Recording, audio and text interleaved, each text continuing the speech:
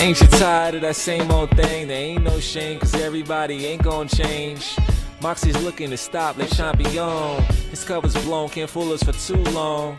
We need a real world champ, no more cheap shots. Consider For the Mox the right guy thousands for in the attendance and the hundreds listening at home, let's get ready to podcast. Welcome back, All Elite family, to another exciting edition of the All Elite podcast. We are fresh off of AEW's Revolution pay-per-view, another exciting pay-per-view event for AEW. They have yet to not deliver in the capacity of a pay-per-view. I said that going into the show, and they absolutely held true to what I had said there because it was a slobber knocker of a show, to steal the words from Jim Ross. AJ, what are your thoughts coming out of the show? It was pretty good, right? This was fantastic, up and down. Almost every match I really liked. There were a few exceptions to that, but by and large, the ones that I didn't like, I had forgotten about by the time it was over. So who cares? This was a fantastic show. Yeah, they delivered from top to bottom. Even on the pre-show, there wasn't anything to complain about from that in any way, shape, or form. And if you did tune into the pre-show, you felt good for doing so because it wasn't a major storyline you got resolved or anything, but you did get a storyline resolved in the sense of Christopher Daniels comes out and doesn't he makes the save for his team. We'll get directly into that, but it's just nice that every match, in a sense, had something to it in that way, in that form, where you felt good that you watched it. You felt like you didn't waste your time. It was well Yeah. worth your time to tune into this show from top to bottom, really. So they did a great job. I did feel like towards the end we were hinting towards maybe something happening, and I couldn't figure out what it could have been. So that's why it Yeah. was a little funky. I thought maybe we should have closed a little bit sooner, but otherwise a solid show, and that's really a nitpicky thing. Yeah. They did the New Japan thing where he grabs the mic afterwards, which is cool. I don't mind that. Yeah, not a problem at all. It was a good promo. It was just a regular promo. It was the New Japan-esque promo where it's nothing crazy, and Yeah. it was very evident by that they're just trying to do something new with that because Moxley was kind of like, I'm just winging this. When they Hmm. tried to cut him off with the music and stuff, and that was just a cool little genuine moment too, which is kind of what this show was filled with, was just genuine Yeah. moments that really helped connect with the audience. So overall, I think going into this, let's just go ahead and give our ranking of the show overall, top to bottom. What are you thinking? I'm giving it an 8 out of 10. Yeah, I think I'm right there with you. 8 out of 10, probably 8.5 out of 10, honestly, because I think I could probably put this show on with just about anybody, and most of these matches would get them interested into what I'm watching and Hmm. into Very and true. engaged with the show, and that's basically what you want from a wrestling show. Not a whole lot to complain about there. So let's just jump right into things with the buy-in pre-show. We had the whole recap video thing that they've been showing all week. Solid job there. Something I said on social media today was that they could literally put out like 3 or 4 30-minute long videos for each match, like one per match, and I think people would really tune into them the same way that they tune into the regular pre-show. You have so much time the morning of a show that if you really want to get into what's going on, they could have ran down a 30-minute docu-series type thing about Cody versus MJF Yeah. and the tag team match. I think they could have. They didn't. It's not that they didn't give enough time to it. It's just that me as a fan who really likes to see like documentary type stuff too, I think they could have. And it's not a complaint in any way, shape, or form. It's just to say the quality of these storylines that they had going into this show, they absolutely could have put so much more into it. Yeah, I wasn't really thinking that much into it. I was just, and I was barely watching the first half because I was trying to figure out if it was on YouTube or not. But overall, it was, I don't know, it was, to me, it was solid. It did the job of just telling you the matches.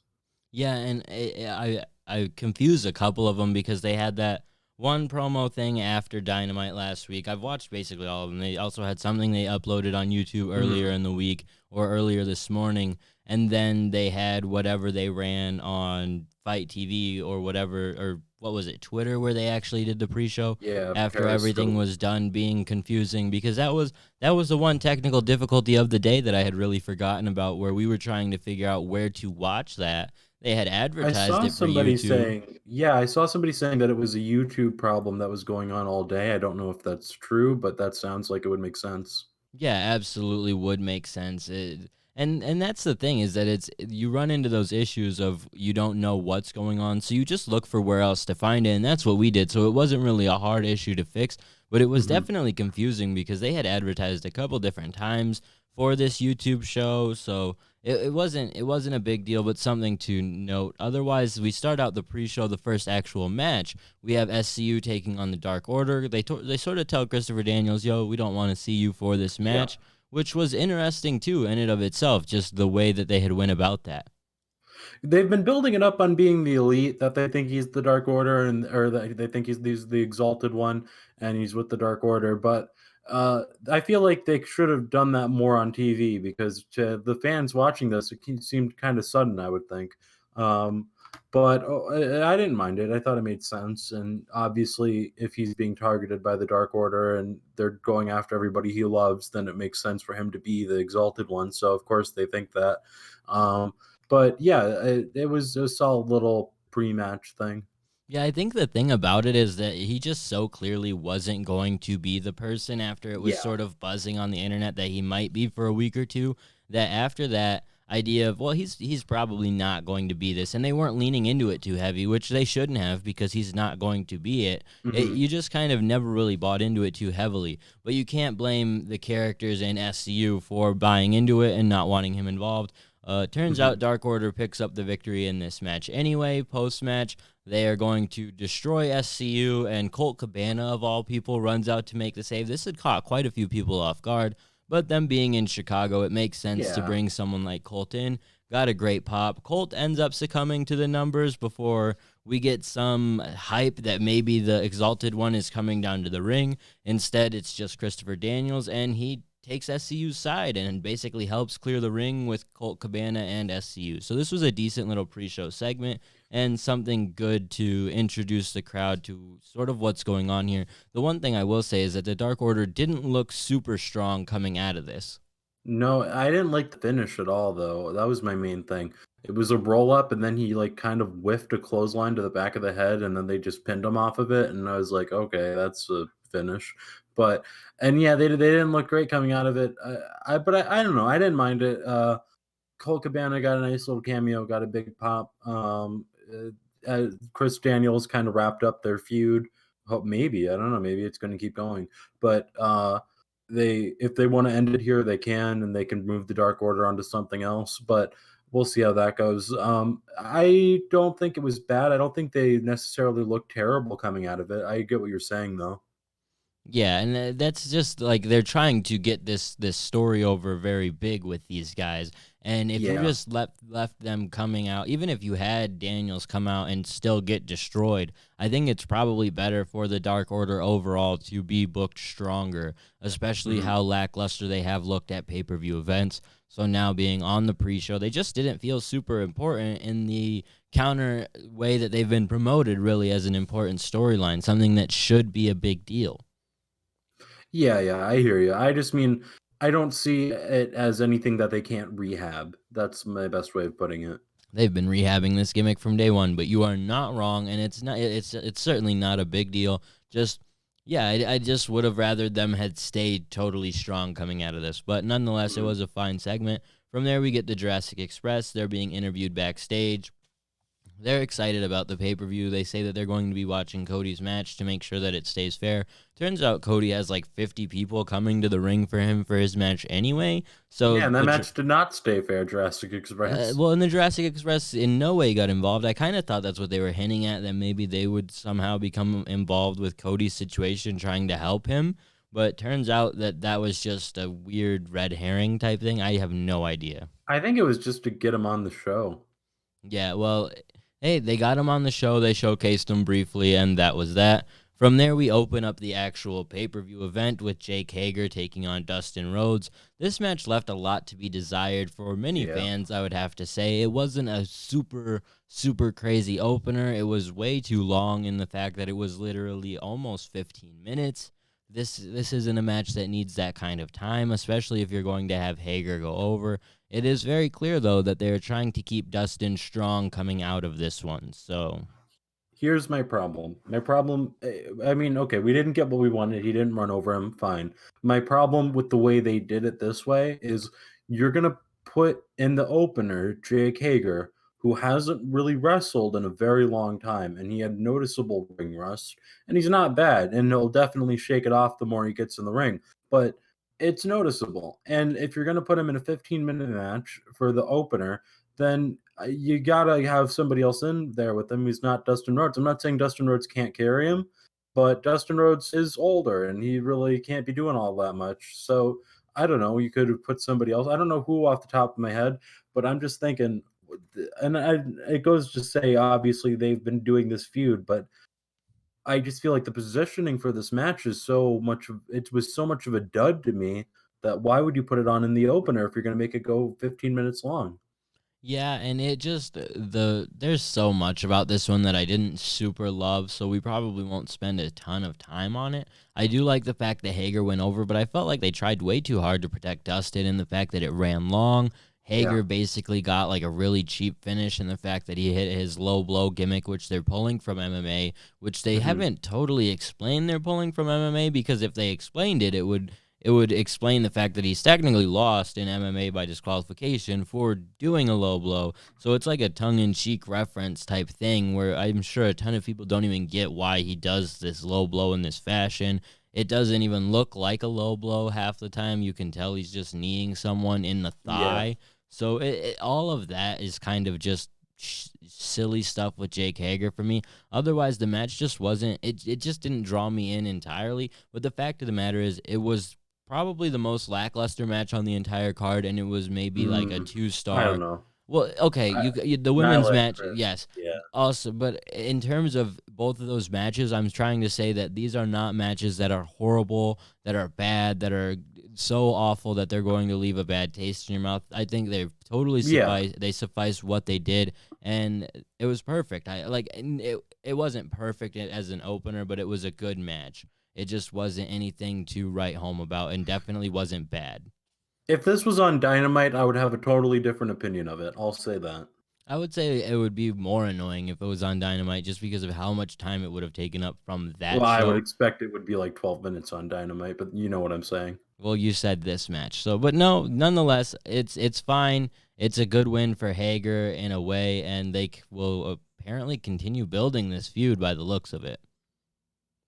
Yeah, I guess it's not done, and I kind of don't like that, but they want to keep doing this elite inner circle thing, and the elite's kind of fractured right now, so you have to include the Nightmare family, I guess. Yeah. So a decent enough match. From there, we go to the Jurassic Express sitting at ringside, apparently ready to watch this next match. So again, another way to get the Jurassic Express on television and ultimately do nothing. Because we have the pre-match actually ends up being Darby and Sammy G beating the shit out of each other outside of the ring. Sammy G does a 630 through a table, taking Darby out. Like, this was a super hot open to the match that didn't even start yet. Then the finish to the match, we have Darby Allin picking up the win in 5 minutes total, not including that pre-match. Darby hits a sweet coffin drop from damn near halfway across the ring. Yeah. The whole setup to the finish of this match was absolutely incredible. Darby continues to look like a star. Sammy G comes out of it still looking not bad, and basically just like the smarmy heel he is, because as Darby goes to take his throat out in a revenge fashion, Sammy G ducks out due to the help of Jake Hager, and that's the match. And it wasn't a bad match at all. Something really exciting. Probably should have opened the show. Yeah, I totally agree there. This was a fantastic match. Would have been great as an opener. Would have gotten the crowd really just hot. And this was just two small guys throwing themselves at each other, doing all sorts of crazy shit. I don't know what else I could ask for. They did a 630 through a table. I mean, goddamn, this was way better than I thought it was going to be. I was expecting a good match. I wasn't expecting this good of a match though. This was fantastic. Like you said, he did the coffin drop from almost more than half the ring. They did the C4 where he jumped up there, almost lost his balance, and he hit him anyways. It was great. Absolutely, man. This one was really good, but it was on a card full of really, really good matches that it almost in a way got forgotten about. And that's not to say that it was bad or anything. It just literally was filled with so many other good matches on this card that it struggled to really hang with those other ones, despite the fact that they were given a decent amount of time, despite the fact it was a 5-minute match. They had plenty of time before the match to beat each other up. I think the biggest thing is that if it was the opening match and was the first thing we saw in the show, I think it would have resonated a little bit longer. Yeah, absolutely agree with you there. This is the perfect match to have as your opener, and I hope they do that next time, a match like it. But in the grand scheme of things, I don't know how Hager and Rhodes would have fed into the next match. We have Hangman and Kenny Omega taking on the Young Bucks in a 30-minute classic that if you haven't, for whatever reason, seen this pay-per-view event yet, you need to pause this podcast, figure out a way to watch this match, because this is the match of the year this far, and I will go out on a limb to say that it's going to be tough to beat this one in match quality throughout the rest of the year, and it's only the end of February. So do not let us spoil this. Go watch it. Yeah, so overall, this match was incredible. We have Hangman and and it didn't start off super fast paced, but they still started off at a good enough pace at telling the story. That and the funny thing is, probably 15 minutes into it, I'm talking to our group chat about how I love the story they're telling at that point in the match, which is just the fact that the Young Bucks know Kenny's every move, and they've been by Kenny's side, and that's only 15 minutes into it. By the end of the match, they're telling a whole different story with these guys, and doing such a good job at it, and just a really entertaining match, a match that I can easily see myself going back to watch again just because of how well it was put together, everything of the story of it. Really just a great match. I just love by the end of this how much the Young Bucks and Hangman Page fucking hated each other, dude. This was incredible. They were ready to kill each other. Hangman spat in Matt Jackson's face. It was great. The crowd also was so behind Hangman when they were trading blows. They were cheering for Hangman, booing. I forget which Jackson it was. I think it was Matt. It was phenomenal.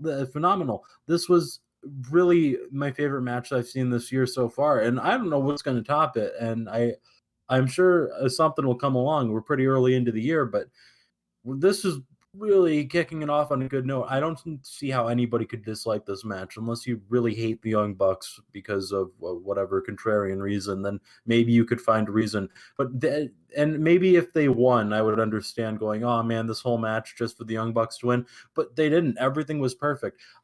If I could maybe do one thing different, maybe I would have it end whenever Hangman hit the one-winged angel. But that was it. And who cares? Yeah, I think that spot was actually really well done. I was kind of there with you in the fact of like, oh my god, and I think I think that was even the point where commentary Jim Ross was like, what, like he was kind of getting annoyed. What more can they possibly do, type of thing. And I could get that argument for this match if, like you said, the Young Bucks won. The fact that they lost, it was still fine. The fact that they kicked out of everything is all fine because they still lost. So it doesn't really hurt me that bad. It doesn't. Everyone came out of this looking fantastic. The Young Bucks at points playing very aggressive heels in a sense, and that's great. And it really, you don't know if they're going to go full-fledged into that. It doesn't really appear so, in all honesty, despite the fact I really want them to. Yeah, I don't think they're gonna. I think that was just them playing into the crowd. They recognized that the crowd was cheering for Hangman so much, so fuck it, play into being a heel. It's like I'm gonna go back to New Japan, but when Tanahashi, when they're in Osaka and the crowd hates him, he just plays up the heel. He doesn't care.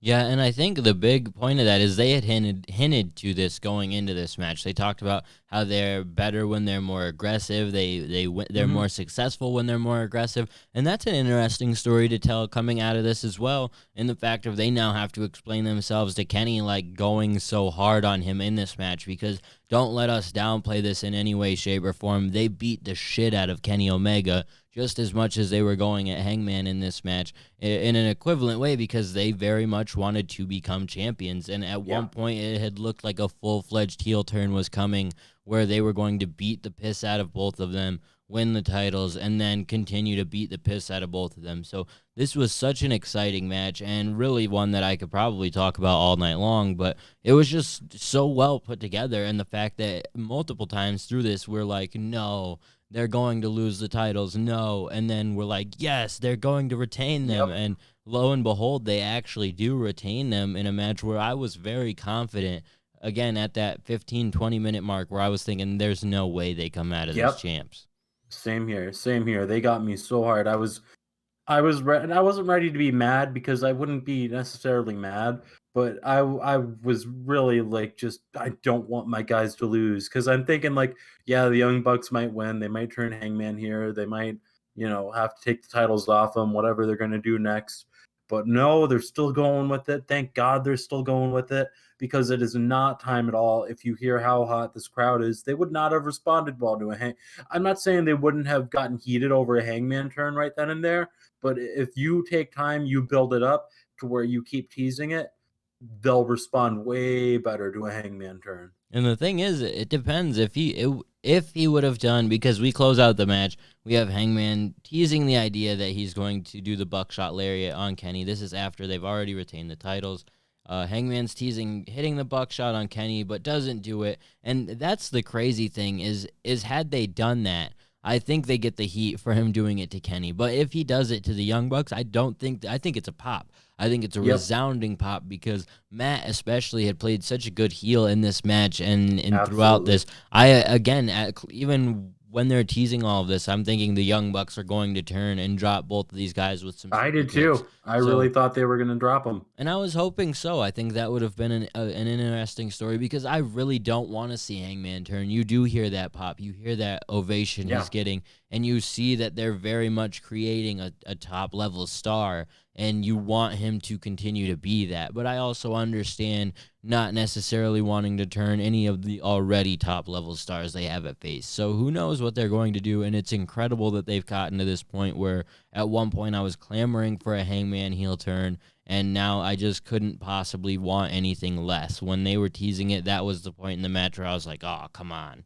Well, I'll tell you, man, I'm not going to say I mind it that much because I do want to see Hangman and Kenny wrestle. Like, you're damn right I want to see that match. And that's fair. That's one I absolutely want to see. That'll be a great match, a great story.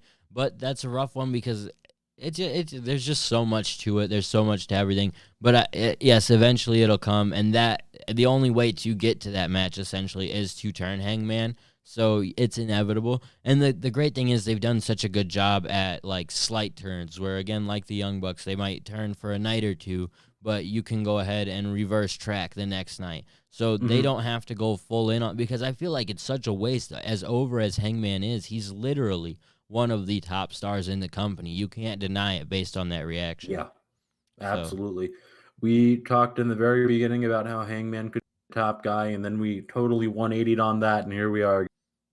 All the way back to the beginning. It's 360. It's a full circle in this one where, and it's better the way they've done it. I will give them credit in almost everything I've complained about. They've done a better job at what I was essentially complaining about. I wanted Hangman and Pac to be the first championship match so early, and I don't think it would have hurt that bad, but I think that they've done a better job in how they've pushed Hangman and not forcing him as a top guy. They let it be a potential thing and then let it drop all the way down, essentially. And it almost felt like just the way that they were positioning him in such a negative way so consistently. It's like he got over in spite of all of that. Yeah, he really did. And I think it just goes to prove how good he is and how much potential there is there. And, as much as the Young Bucks will, I mean, obviously in kayfabe say, we were a jobber in Ring of Honor, they obviously saw something in him that was very, very what we're seeing now. Yes, 100%, and and that's funny because they saw it in him and they saw it in MJF, and it's really paying its dividends now in the long run, and we'll just continue to see that growth from here on out. So I can't wait to see where that story goes. I'm glad that they didn't start capping off the craziness of it just yet.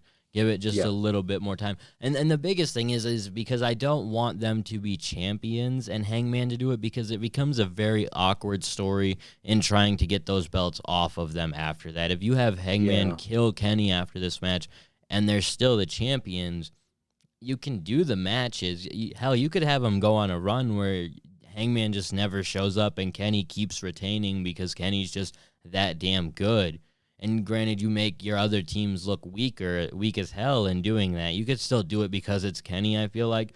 But I don't want to see that story. So I'd much rather see them drop it and then go from there. And this is good because it's a good run for them. So a great job at establishing the championships. And one thing I want to note, and I don't want to get too deep into this because we've already spent a minute on this match, they easily could have closed the show with this, and Yeah, I would have no complaints. And that's because absolutely. they've done a good job at elevating the tag division as it is. They could have teased this whole close and not done it, and it would have been a fantastic way to close. I almost think it would have been better to close with this. The quality of the match was I kind of was agree. definitely better. I don't blame them for keeping the world title on top, and that's Yeah. totally fine. But you easily could have went world title this back to back, and no Yep. one would have been upset. Yeah. I mean, people might have been confused at first, but after the match, nobody would have cared. And it would have felt okay, and it would have felt like a continuation of putting the tag team titles on another level, on another pedestal. And it's much easier to say in hindsight, because if we're going into this show, I'm not telling you to do that. I'm still saying, Mhm. granted, it's been a good build. I wouldn't do that with this one. There's, even though there's probably going to be a turn afterwards, I still wouldn't do it because of the prestige of the world title. And the thing is, too, the world title hasn't been able to build up a ton of prestige either. So it's fair to not do that this early. But I will argue, when else will you have this ability where you have your 4 top guys involved in one match? Yeah. Well, who knows? Maybe we'll have it again, but probably not for a while. This was amazing. I would have been perfectly happy if this main event ended. I would have been walked away from this show more excited. Honest to God, Absolutely. But it's okay that they did it, it makes sense. I'm not and complaining. and I could understand having to politic that to a Chris Jericho, that you're not going to put him on top as the Yeah. world champion. I think he very much would be like, and even Mox would be like, we kind of tried to get away from this type of shit. And granted, the story again, everything makes sense. It would also, their reaction would make sense as well. So, Mhm. nonetheless, a decent way of booking it. The one thing I do say though is I come from a mindset of the New Japan mindset works the best of book your title matches as your top 3. Like, Yeah. that's my only thing I wish, especially with no other singles titles established, these titles being very important. We had essentially forgotten about this match by the time the end of the show had gotten, and not forgotten about it, but it was like a lingering memory in the sense of, you're like, I wish we could still go back to that. Like Yeah. every match outside of Pac versus Orange Cassidy, despite them being entertaining, I was like, man, I still wish it was that tag title match, because that was incredible. Yeah. No, after I saw that, I think I said it in the chat. I don't think anything was going to top that, and nothing did. And it's to be expected. It was such a gem of a match. This was going to be one that I'm probably going to watch again Hmm. down the line. So it's no surprise that it wasn't. None of that. That's not to say the other matches were bad. It's just it's really hard to live up to that. This match, in a throwback to how far back me, AJ, and Phil go, we used to watch wrestling on YouTube when we were like 12 and just stay up late and talk about it. This would have been on the list of phone chat mania matches, Yep. of the best matches we would watch like 4 or 5 times and just talk about over and Absolutely. over because of the quality of it. So it's just a fun one. It's a great one. If you haven't seen it yet, again, like we said, if you have seen it, go back and watch it again. We know that there's even probably stuff we're forgetting to talk about from this one that was just so entertaining. But we Mhm. can't talk about it all night, so let's go ahead and move on to one we definitely won't talk about all night. We have Nyla Rose defeating Chris Statlander to retain her women's title in about 13 minutes, in a match that went about 13 minutes too long. Now, all right, let me not totally shit on it from top to bottom, but it wasn't coming off of that tag title match. You were in an impossible slot, but Yeah.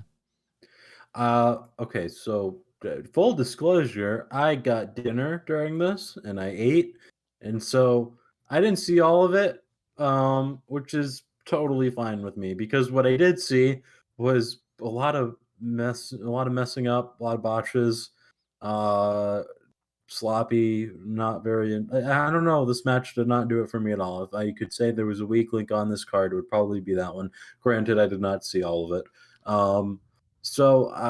Yeah, I don't want to harp too long on it. I don't want to go on about how it was bad or anything. It was what it was. There was no build behind it. There was not a reason to care, and that's the kind of match it was. It just felt like It felt a lot more like a WWE Women's Title match in a sense of you Yep. didn't have to care.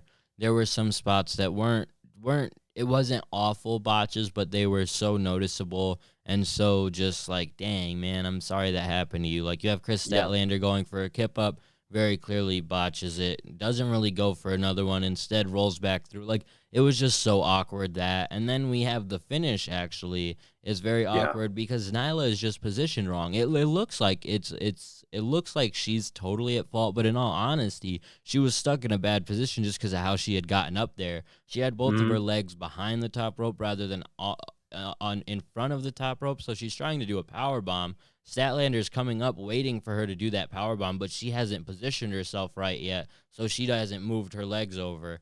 You could see her then have to move her legs over as she lowers her down. So it just looks so awkward. It's such a bad finish. And I think that really took away from the match as well. So it was unfortunate that this is what they were dealt. They did okay, but you could tell that the nerves and everything probably got to both of them as well. And it's funny because in a lot of ways, Nyla probably stood as the more confident, more ready to be in this Yeah. position superstar out of the two. And that's not to really put Statlander down. She's still very new. But Nyla stood out as somewhat of the veteran, and that's a very good thing. Yeah, I absolutely agree with that. Nyla did seem confident. She seemed more in control, but yeah, not counting out Chris Statlander, she still has a lot of potential, but she hasn't been doing this for very long. And honestly, they're both a little green, and that didn't help anything. And I don't want to harp on this really. I don't really have anything nice to say or interesting enough to keep going on. Before we get off of it, I will say one more nice thing. I will say that Nyla has gotten to a point, or actually probably has always been at a point, where she does not freak out when something goes wrong. She very much stares right Yeah, through it and works right through it, and you don't see it in her face. You don't, because when Chris goes for that kip up and then fails Nyla very much plays off into it and is like laughing at her like, you idiot, how could this happen? Then again, when she has to hit that power bomb, rather than doing it and putting Chris in a position to get injured, putting herself in a position to get injured, takes the time, makes herself not look good, but still figures it out to a sense where everyone gets out of it unscathed and it looks okay. So hmm good on Nyla for that, and hopefully they can continue to build from that. From yeah. there, we have Cody Rhodes taking on MJF. We start this with Downstate playing Cody into the arena with an awful, awful rendition of his theme. Twitter very much agreed, so I didn't feel bad. At first, I was worried that I was alone in hating this, but No, but it was you're not everyone. alone here. What's worse, this or Motorhead drunkenly singing Triple H's theme? This was pretty bad. This was really, really bad. The crowd was not into this. But the match itself, people were definitely into. I think that it went a little long in terms of it took a second to really get going to that next level. Yeah. I think, again, people were still probably getting over that great tag team match. And this is a different style of match than that one as well. This is very Mhm. different. They're telling a very It's different story. methodical. And It's a lot slower and methodical, but not in a bad way. And I will say that it's tough with these matches and telling these stories because at times you're making the referees look stupid in this match and the world title match, that one much more so. But Yeah, you we'll have talk about Cody that. utilizing his belt in this one right in front of the ref. Like, yes, they had their grudges to be settled, da da da da da. But at the end of the day, in MMA, even though people hate Conor McGregor, you don't see the referees allowing them to cheat because of how dastardly he is. So that's the one thing I will say about this. Otherwise, this was a fine match. MJF picks up the victory after utilizing his diamond ring. Cody essentially allows his emotions to get the best of him. He hits one crossroads, he hits a second crossroads. He wants to hit a third one. As he goes to hit the third one, MJF decks him with his hand, with the ring in his hand, and picks up a victory here. Obviously, a way for MJF to get away from Cody and on to something new, but Cody will obviously keep chasing MJF. So very, very interesting. Yeah, this is going to be interesting as it goes on. The match itself, I'm not, you know what? I wasn't super into this one. I'm not going to lie. It wasn't my favorite on the card. I didn't hate it by any means. I don't think it was bad. It was just the crowd was kind of quiet. I was kind of still reeling from the a goddamn tag match. I'm not gonna lie. Um, and because of its methodical and slower cerebral pace, it was more old school. Let's put it that way. Uh, I was kind of not able to really get my dig my teeth into this one. So I don't know. There was something about it that I just couldn't get into. But and I thought the finish was kind of flat because yeah, one, like you said, Cody cheated. Very upfront, obviously cheated. And I know he does it all the time, but the referee was clearly saying, "Hey, don't do that," and he did it anyways. And even And the then referee was just like shrugs his shoulders. Okay. the match ends with MJF cheating. And I know it's a different kind of cheating, but it kind of makes it not feel justified, but it's like, well, what's the big deal? Yeah, exactly. It's you wonder why the fans care so much about what MJF has just done when your hero just did the exact same thing. And that's the funny thing about wrestling. I do also, like I said, it went very long. There was a lot of like outside interference type stuff. Mhm. In the middle of this match, I realized that the story of this one was so much more to it. And that's not a bad thing. It's just to say like the tag team match, great story, great match. This one, Yeah. great story, match fine. Like Yeah. nothing overly horrible about it. Even MJF's Crossroads was fine. So everything that they had done in this match that previously had gone wrong went fine, but there was just a little bit too much outside interference in this one with Wardlow. We have Brandy, we have Arn Anderson, just a lot of stuff going on outside of the ring, which is expected in this one. Maybe if so much hadn't gone on in other matches, this wouldn't be a bad thing, but it was just there was just like you said something to it that didn't totally hit the mark. The thing I think that really needed to happen is this needed to be a hardcore match where he could just destroy Max. That would have been And better. and then you have Wardlow get involved in some way and save MJF and get the victory there or something. But in this it's just a regular match despite how much Cody worked for to get here. And yeah, it wasn't bad. They did a lot of callbacks. They did a lot of the things right. It just yeah, it wasn't bad. Yeah, And I again, it agree. was hard to follow up on that tag team title match, and the women's title match was just so flat that you wanted something of that Mhm. caliber, and you didn't totally get it. Mhm. Yeah, absolutely agree. And the funny thing is, you do get it. You do get something of that caliber in Pac versus Orange Cassidy. This Yeah, one was almost had the crowd. It probably had the crowd at the same level of that tag team title I think match, so. if not even more, because of how hyped they were for Orange Cassidy. This is another one that would be on our list of matches to rewatch back in the day, just because of how exciting. It's relatively short. It's right to the point, but still, from top to bottom, you're enjoying yourself. You're having a fun time.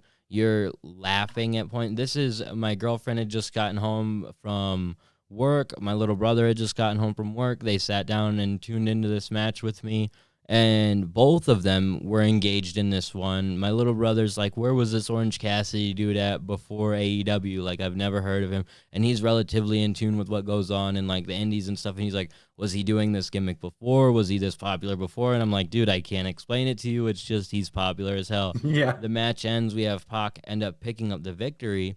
And my girlfriend's like, "Oh man, I wanted the other guy to win." And you're like, "Holy crap, this guy is just so popular." So, he's what'd you so think of this over. one? I really like this, and I said it on the podcast on Wednesday. Orange Cassidy has weirdly good singles matches, and it's not. I'm not saying that as in, oh, he's a good wrestler. Of course, he's a good wrestler. That goes without saying. I'm saying he has weirdly good matches with this gimmick. With his hands in his pockets, he can do insane moves. He can jump through the ring or jump out of the ring. He can do incredible stuff while still doing his gimmick and keeping the gimmick going.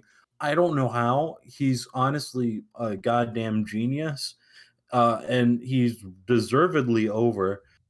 This is a So great over match. is the thing that like it makes you happy in your heart almost how over he is with it Yeah. because the crowd. And it's funny because as he made his entrance, I was like, "Dang, they're not as into this as they usually are." By the time the match starts progressing and he gets his stuff in, and people get to see it and almost become a part of it, and they play into it and they help it. Hmm. Without the crowd engaging in it, it would be nothing. But they That's help what I was gonna make it say. so much more. Even Pac looked at the crowd like, "What the fuck?" Like almost couldn't believe his ears. This is what I was gonna say is, and it's not a bad thing, and people might think it is, it's fan service. This is something you can latch onto as a fan, make your own, it's your thing, it's fan service, it is for you, the fan. It is totally meant for the fans. It's not, it doesn't have to be a 5-star match to get the ratings. It doesn't have to be anything except make the fans pop. And that's what it is, and that's what it does, and it works. And it's so loud and so in your face that you can't miss it. Even if you're a casual fan who might not get it, you're like, oh, this is cool. And Orange Cassidy is the one person that I've seen so many people outside of professional wrestling that I never even knew were into professional wrestling post from AEW since AEW started, where they're like, man, this dude is so cool. And he had never had a match until tonight, and he has a match tonight, and it is easily one of probably my top 3 on the card, just Yeah, because of, same. and probably number 2 if I honestly had to rank it right now. Yeah, easily I number totally 2. agree. And it was just super entertaining, so good, so fun. Like, I don't know, man. Orange has something, and we wondered how they could possibly translate it into a match, and they did, and it was fucking awesome against one of their top stars, almost immediately making him a top star. And I want them to keep him super, as pun intended, fresh. Keep him super fresh. Do not let him Yep, wrestle again until like your next big event, and absolutely. just leave it at that. Yeah, you don't have to go, "Oh, man, this worked so well, let's give him a title shot." Nobody wants that. Yeah, His maybe some his people do, like success kids, but his success tonight made me say that I'm okay with a best friends tag title run, just yeah, because there'll be more of him involved, and it helps elevate him. And that's the funny thing is, I'm thinking without those guys, he probably would have been nothing.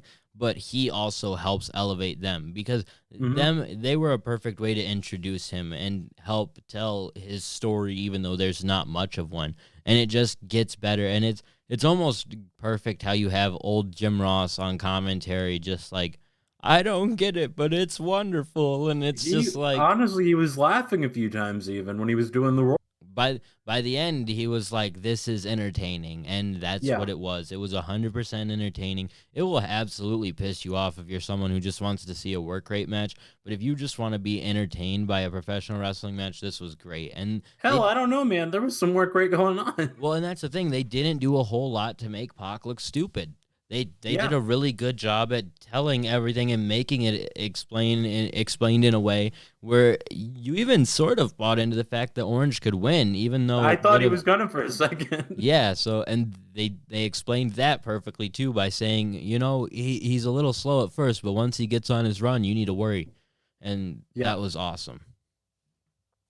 He did not utilize the orange juice, did not bring out the orange juice with him. That was disappointing. Other than that, that's my only complaint. Yeah, so this was a great one, probably one I'll go back and check out, and really overall entertaining from top to bottom. Mhm. Then we go to the main event. We have Jon Moxley taking on Chris Jericho for the AEW World Championship. This is another one that went about 24 minutes. Moxley picks up the victory. This wasn't bad, but it wasn't great, and there was some, like, I wish Mox never wore the eye patch for this match, because I am so fucking with you, it hurts. his constant adjustment of it was my biggest issue, just constantly having to fix it, and it very clearly not being an issue. That's why he had to keep fixing it, because his eye was fine, so he had to keep fixing it, because you couldn't see that his eye was fine until the very end, which was fucking dumb. Even at one point, we see the referee like help fix his eye patch and everything. There Yep. was just, and yeah, and it's weird in this one and the MJF one. The use of blood wasn't bad, but it was just weird and not super duper necessary, because it didn't do a whole lot for me. He cut his finger to shit on the blade. I don't know if you saw that, or it looked like it was cut to shit. I don't know. I was expecting him to take that eye patch and take it off before the match started to go, oh shit, he doesn't need it anymore. But instead, they did the dumbest thing I could think of and have him say, I didn't need the eye patch at the end of the fucking match. It's like, okay, but you didn't need it, but you certainly had one eye with you, buddy. Like you could only see half the shit. You had an eye patch on the whole match. They did a decent enough job in the recap of the match where Jim Ross and them are talking about after Mox had won and sort of explaining why he would do this, that I was like, okay. But then my problem was you can't have very great commentary when they're too busy trying to explain to the fans what just happened Yeah. because it needs to be broken down piece by piece. That's why UFC commentary is so good and why I think a lot of fans like Jim Ross's commentary so much because it's real and not this put together story of explaining to you what's going on, but it's much more like what they're actually thinking. And when Jim Ross is actually thinking like, why are you guys doing so many flips and keeping stuff more realistic? You're like, it to us who want stuff to be more kayfabed, it's a little annoying. But when it's more realistic and more genuine, it is probably a better overall product. But instead, they're too busy trying to explain everything, so we can't even get a real reaction. Yeah. I agree with you there. It's kind of a detriment. And just even with them explaining it, I'm not over on it. It didn't sway me. I don't hate this match. I don't want to come off like, oh, this match sucked. What a terrible main event. No, not at all. They had a lot of great spots. There was a lot of great stuff going on in this match. They were beating the hell out of each other. I didn't even mind the referee letting them fight outside at all that much. I was like, okay, it's a title match. She doesn't want to call it because that would make everybody pissed and nobody wants to see it end that way. Fine, that's cool. They're going to kill each other on But the they outside. did it a lot, and it was It so did it a long. lot, It but was again, what I'm saying is I'm giving that a pass, but I can't give the stupid eye patch thing a pass, man. well, and that's where it just the whole match in general kind of comes down a step.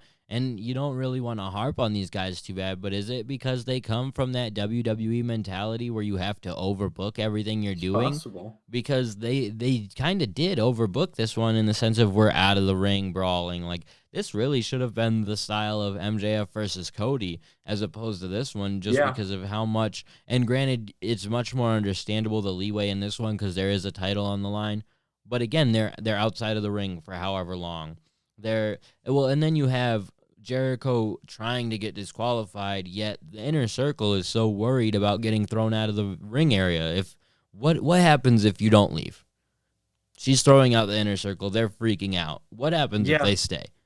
Are Yeah, I was they thinking that too. are they disqualified? Does Jericho get what he wants? Does he retain his title? Who cares? So I get it. I get what happened there. But at the same time, that's one like when you and again, you can't break down every wrestling match for logic. But when you're in a match and they're outside of the ring for 10 minutes, you start breaking down that logic. You start thinking about other logic intricacies throughout the match as well. So it just kind of brings it down a notch. Mox picks up the victory. That's good. I'm with you on the eye patch thing too. Here's what I thought was hilarious, and it's probably not that funny, but to me it's hilarious. Okay, so Mox's eye is fine, right? Imagine the guys in the inner circle. They're looking at Santana. They're like, dude, your eye's fucking fine. You got stabbed in the eye a week after he did, and your eye is fine, and his eye is still fucked up. What is going on? So it's just like to me that was a very like humorous thing because he has to keep wearing sunglasses to sell Yeah. his eye, but if his eye is healing up much quicker than Mox's, they've got to be like, dude, what the fuck? So it was just something stupid, not very interesting but funny to me. But yeah, nonetheless, we have Moxley win the championship. He's a good champion for right now. He is. I do wonder who like chases him. I do wonder if he was better as the one doing the chasing. But he very well could be a solid champion. I feel like Moxley's a much better heel type champion in the sense of he would just kill anyone who wants to try and take his title. But I don't see that being the run here either. So Well, I don't know. I could see him kind of doing that in a sense. I'm not sure though. I'm really not sure what way they're going to take it. You've been talking about how MJF could be the next guy to step up, especially now after he's beaten Cody. Uh, so that's a possibility. And we have a while before Jericho goes back or goes on tour, so maybe we get a rematch out of it too. That's another thing. that would be my biggest expectation at this point is probably a rematch. We also have to see who they're going to involve in that blood and guts match, how they're going to Yeah. utilize whatever they're going to do for that match. But yeah, I think going Moxley MJF right now is sketch, and I might not do it because you run the risk of ruining everything you've done for MJF up until this point. He's still very over, but you can't beat him. But he's also definitely not ready to be champion. So yeah, I wouldn't necessarily do that, even though I have been talking about it for weeks now. I also don't know what I totally would do. I expected some type of crazy thing to happen at the end, but when nothing did, I was totally okay with it because I didn't think that there's not a lot to deliver out there. Another thing I thought was funny coming into the close of this one is I was like, finally, I'm not waiting for CM Punk to debut on a AEW pay-per-view because you just know even though it's in Chicago for once, you're like, it's not even in your mind. And that's a testament to them. Not just the fact that Punk is involved with WWE now, but also a testament to what AEW's done with their stories. We're not focused on that type of thing anymore. What was going through my brain was like, man, I hope Lance Archer doesn't come out because he's going to look fucking stupid if he does. I really hope they save that for Wednesday, which is what I'm assuming they're doing, which is good. And if they have Matt Hardy, then I'm guessing he's going to be up on Wednesday too. We'll see about that. And I don't know. They've rumored Brian Cage. I feel like the best time to bring out the new guys is honestly like if you have one big one, obviously do it on the pay-per-view. But if you have a bunch of new guys who aren't main event level, let's say, then no, save it for the show. My fear at the same level as yours with the Lance Archer thing was more so with Matt Hardy that somehow his deal was up on the 28th. And that he was going to come out as the leader of the Dark Order to close the show and kill Moxley. Oh my God. And it might have been huge in the arena, but I think it would have been very awful for the next feud to be Moxley versus Hardy. That would be terrible. I was literally thinking that, especially as we're closing out and we're waiting. I'm like, and I didn't think for a second it could be Archer because they've already announced him and already discussed him, but it very well could have been just because. But yeah, overall, a good show. And that's the tough thing when you have a show like the one when Mox did debut, is you're almost always chasing the dragon from that one. You want that high of coming off of that feeling of like, and we almost had it with that tag team match, but there was just a whole extra half of a show to go. Yeah. Again, if that tag team match was on last, we would probably be doing this podcast losing our minds. Yeah, and that's not to say that it was a bad, and that's just because I really think that we're also in the minority of people who aren't super Mox guys. Like there are some people who are super Mox guys. You're right. We're just not that. Like I'm a fan of Mox. I just don't.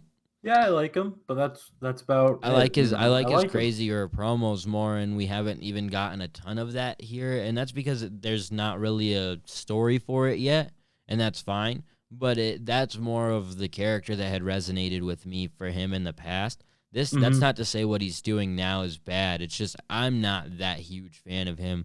Where like if he was a Joey Janela type, and that's not someone I'm saying should be champion, just an example of like we would be freaking out about that. And yeah. And he's not like a bad wrestler by any means, so I don't want to say that. But he's not like this Kenny Omega Matt Classic 5-star wrestler who's going to always perform a top-tier match with his amazing moves. He's kind of middle of the road there, but he's not bad at all. He's good. He's great at what he does, but he has a specific style and it's very brawly and hard-hitting, and also he kind of goes for a hard-hitting style while working soft because he's so used to being in WWE that it kind of comes off weird. But I don't know. There's nothing about Mox that makes me like will make me lose my mind. Like it's not like Kenny Omega to me. The thing about it is, and I kind of just realized it as you brought up Omega, is when you know someone's going to win a match or you have a strong feeling you'd be willing to bet 80% they're going to win, they then have to put on a fantastic match in the way that Omega does and can do. Mox isn't necessarily capable of that. Jericho isn't necessarily capable of that in his old age. And very much did it feel like Mox was going to come out of this the victor. It's hard, especially with the way that Wednesday had closed, to tell a next chapter between these two guys and not make Mox kind of start looking like a dork if he does lose. So going into it, it's hard to really get engaged with it. Mox is the kind of guy that if he's going to win your title, it almost has to come off as like, there's no way we thought this was possible. That's Yeah. why when it happened in WWE, it was so shocking and amazing because he was one of those guys you could see come out with the Money in the Bank briefcase and lose.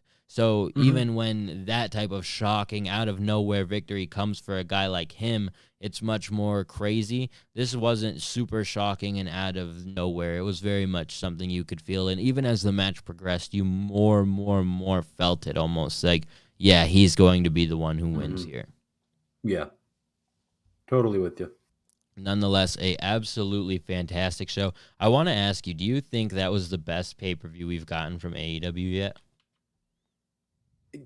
In terms of, you know what? I don't know. It's this or Double or Nothing for me. Because Double or Nothing, I don't know, man. Just John Moxley debuting had me losing my shit, and Kenny Omega and Jericho. It's really hard to not say that one. Uh, but this one, if I would say this one, here's the thing, and I kind of want to. It would be because of that fucking tag team match. It was really that good. It was such a good ass match that if I call this the best pay per view they've done yet, it's because of a single match, and I don't think that's fair. I probably Double or Nothing. Yeah, and the thing about this one is well, and I wouldn't totally say it's a single match. It almost has to do with the pacing of the bottom half of the card. We Yeah, probably but you know what I probably mean. well, probably the Darby match going into that match. There were two really great ones. You also Hmm. have that Pac and Orange Cassidy match that was really great. I think that MJF and Cody sort of underdelivered. John Moxley and Jericho sort of underdelivered. So it's tough. If those ones had really been on that next level, and I'm not sure what could Then have I would been say done, absolutely. then absolutely. It's tough now, though, to say for sure what it would or would not have been. Hmm.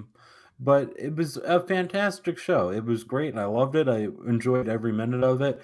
Even the matches I didn't like, I was still having fun watching it. So I don't know. This honestly, you know what? It might because I might go back to a couple of these matches. Maybe it is the best one they put on, and because of how much they were able to build these matches, whereas with Double or Nothing and all those other pay-per-views, they didn't like Full Gear. You didn't have as much time. Like, frankly, you were too new to the company and the TV that you couldn't really build matches like they did here. And they did a great job of building a lot of great matches. And like you said, some of them may have underdelivered, but that doesn't hurt the build. The build is the build. So I don't know. In a sense, you know what? I'll change my mind. This is the best pay per view just because they've given it the most time and effort and put the most work into it, and it shows. Yeah, I think I agree with you. They're probably the best pay per view. And the thing about it is, it's still easy enough to make the next one the best pay per view because Yeah. there weren't this wasn't a home run in the sense of everything hit 100%, but there were basically at least for 20 minutes out of every hour of this show you were entertained. And I know that sounds like a little bit, but it was probably more than 20 minutes. And that's that's a lot to ask for in a Hmm. WWE pay per view. So honestly, a really good show. At least half of the time I was entertained, if not more, just with and overly entertained, I would say. So a Yeah. great show. And the thing about Double or Nothing is, despite the fact that it was a good show, there wasn't necessarily matches coming out of it that I was like, I need to go back to that one. They're You're starting right. to hit their stride of like, okay, you're gonna have 5-star matches tonight, or go ahead and put that into it, put that extra effort into it. We're not gonna hold you back, type of thing. Whereas it felt like for the first couple of pay per views, you were waiting for those matches. Like, when are they gonna do that next level match on a pay per view? And tonight was that, and we basically got it twice. Yeah. Yeah. You're definitely right about that. And like you said, it was just overly entertaining. It was just an entertaining show. It was fun to watch, and that's all you can really ask for, right? Absolutely. So great job by them. Solid show overall. We will go ahead and talk about the one dark match that they filmed before the show. We have Penelope Ford and Britt Baker taking on Yuka Sakazaki and Rio. So Yuka Sakazaki being featured quite a bit on Dark now, or just in AEW in general. So that's awesome. And Penelope Ford and Britt, decent little tag team, and should be a good job to probably elevate them. And at least Rio's still around. I'm happy that Penelope Ford is getting put into a match because I really was worried that they were gonna pigeonhole her as only a manager when she's a really good wrestler.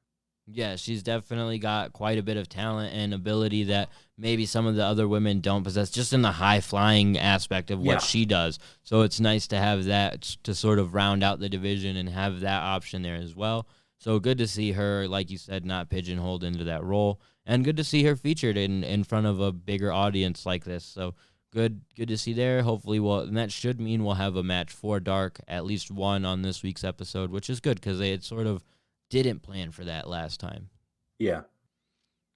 But overall, good pay-per-view. Very excited. It was a good time. They definitely delivered. Definitely looking forward to this Wednesday to see what they do in Denver. Hopefully we get to see a little bit of Matt Hardy or whoever the Exalted One is, because them not delivering it on the pay-per-view really, really makes me lean into it being Matt, because you don't deliver it because he can't debut, and you're talking about how it's going to happen. It's coming very soon on the last couple weeks of television. Hell, even on the pay-per-view, they're talking about how it's coming very soon. So if you were going to do it, it would have been tonight, unless you just can't. So Mhm. Yeah, no, it's definitely seeming like Matt Hardy because of what you said. And honestly, moreover, I don't know who else it's going to be if it's not Matt Hardy at this point. I totally have no idea. And we know it's not Danhausen, so yeah. that's but not that was on the cards. But I really, it's got to be, right? Who else? If anything, they at least have a backup plan with Danhausen if Matt resigns, because honestly, like like I said, the way that they're timing it, the way that they're promoting it, it feels like it has to be Matt. And I'm at the point where I can hear his laugh. Like, that's how they're going to present it, is they're going to be like the Exalted Ones here, and it's just going to be that crazy Matt Hardy laugh that he does with the broken Matt Hardy type thing, and then comes out, or something related to that. So I don't know. I feel it in my bones. It's coming this Wednesday, which will be interesting because we have Lance Archer also debuting this Wednesday. So a lot of change Is that coming. official? Yeah, they had actually put that he will be there on Wednesday on social Okay, media. cool. So got that to look forward to, and probably a couple more matches announced by the next couple of days. But overall, solid night, solid week for AEW. Got plenty of Yeah. good content, plenty of good stuff in there. New champion. So, and it's great to see how they continue to, no champion or championship looks weak, looks wasted, looks like they're not taking their time with it. And the women's division, not super booked great, not focused on very well, but they're not hot Mhm. potatoing the title around or anything like that. So Yeah, I feel like we're gonna get a good women's program, and probably this Wednesday it's gonna start because as lackluster as it's been, I feel like this was a lot of circumstance and taking the belt off of Rio because she's not there a lot, and just a lot of issues, I would say. And so I feel like we're going to come to a steady stride where you have Nyla as a champion who's there, and she's there every week, and you can get her into a good angle and you can actually keep up with it. And so I think that's going to go a lot better. yeah, no doubt. So that really covers everything, though. We got most of the pay-per-view. We got all of the pay-per-view covered, including the dark match set for this Tuesday. Anything you want to add, AJ? Nothing I can think of. All right, go ahead and plug your social media. You can follow me on Twitter at Big Match AJ, and you can follow me on Instagram at AJ the Fitzy. And as always, you can follow the podcast on Twitter at All Elite Podcast. We're also on Instagram at All Elite Everything. And you can find us on Facebook at facebook.com/All Elite Pod. As always, you can catch me on social media or Twitter at All Elite Andy. And until next time, thank you guys for tuning in and supporting the podcast.